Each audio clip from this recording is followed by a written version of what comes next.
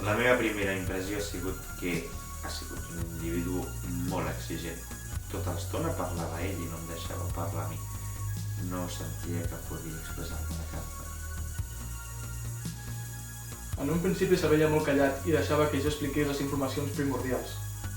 No m'agrada gens que em tallés i esperés les meves conversacions.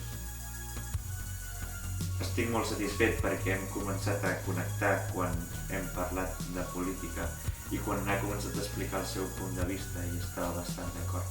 Així que sento que en aquell moment hem començat a agradar-nos de veritat.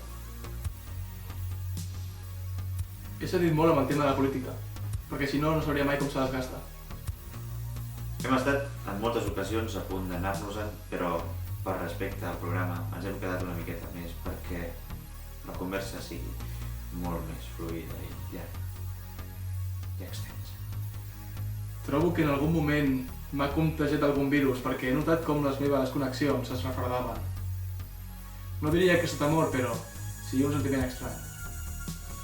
M'ha encantat quan ha parlat sobre l'autonomia que tenim i que hauríem d'anar en contra de la raça humana.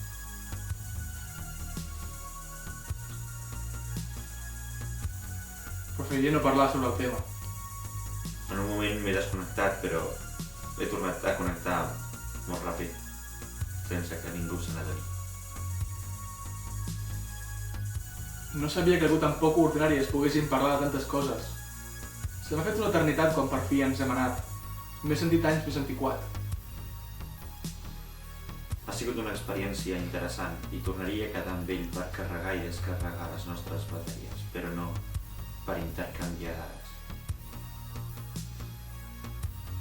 Podria tornar-lo a veure, però potser per alguna més que no fos un sol intercanvi d'informació. No m'importaria que em netegés el disc tu si saps el que em dic.